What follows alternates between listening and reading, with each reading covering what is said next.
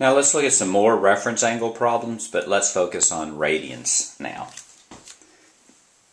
So an example question is let's find the reference angle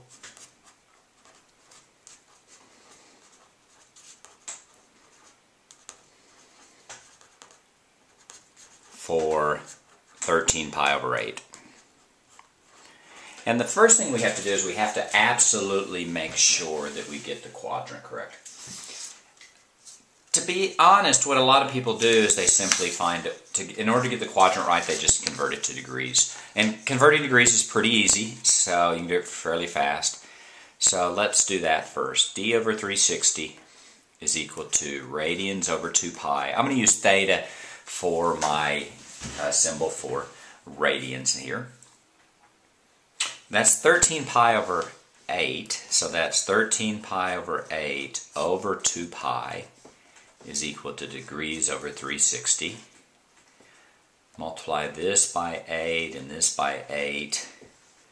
You get d over 360 is equal to, let's see, the 8's cancel. You get 13 pi over 16 pi. Now the pi's cancel, and I'm going to multiply both sides by 360. I'm not even going to worry about whether or not I can simplify the fractions because I just want to get a decimal anyway. I get 13 divided by 16 times 360, and I get around 293 degrees. I get 292.5 degrees. Now, I'm going to need to work in radians, but this is going to give me a good start because it's going to tell me what quadrant it's in.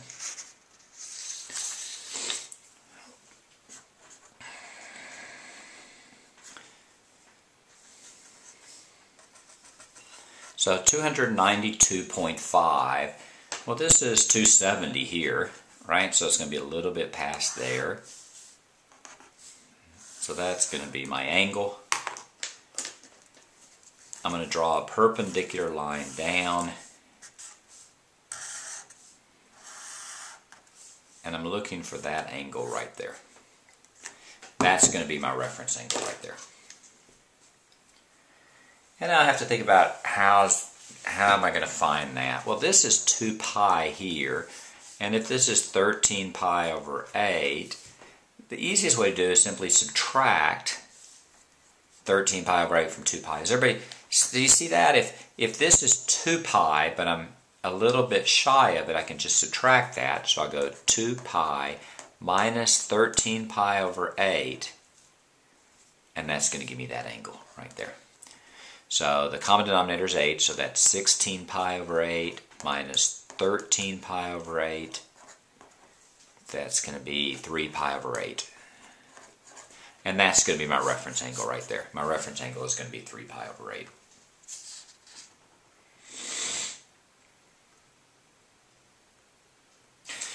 There's actually another easy way of doing that if you noticed it. So there's certain things you want to memorize about radians, and one is that a circle is 2 pi, so half a circle is pi.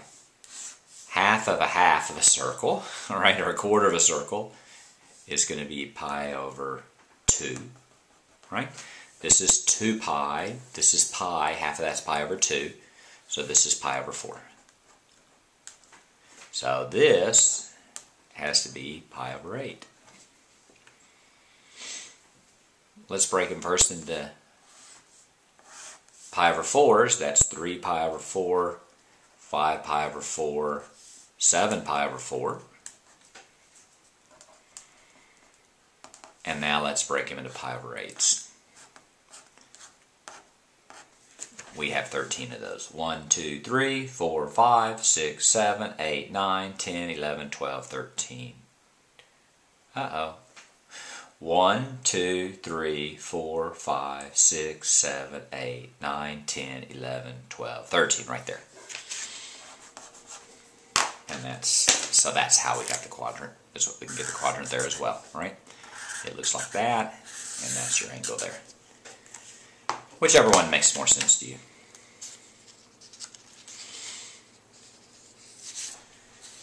Let's try another example. Let's find the reference angle for 7 pi over 6. So the first thing I do is whenever I have something divided by 6 or 3, I've memorized that pi over 6 is 30 and pi over 3 is going to be 60 degrees. So pi over 6 is 7 times, right? We have 7 pi over 6 is simply 7 times pi over 6, which is just 7 times 30, which is just 210 degrees, and that tells me what quadrant it's in automatically. Right. This is 180, so it's going to be right there.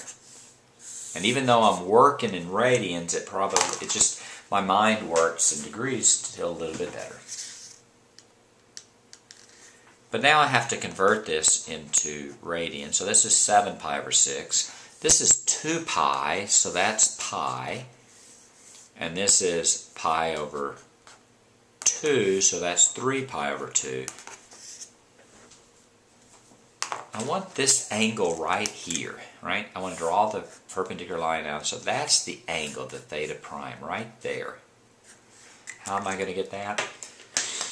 Well, I need to know, once I get to pi, how much further do I need to get to 7 pi over 6? So I'm going to go 7 pi over 6 minus pi. The common denominator is going to be 6, so that's 7 pi over 6 minus 6 pi over 6, which is going to be pi over 6. And that's my answer. That's my reference angle right there. So there's never one easiest way to do this. It just depends on what you feel more comfortable with. Some people would convert this to degrees every time. Other people would never convert it to degrees. I often use the trick, pi over 6 is 30, pi over 3 is 60, so anytime I divide by a 3 or by a 6, I can always do that fairly easy in my head.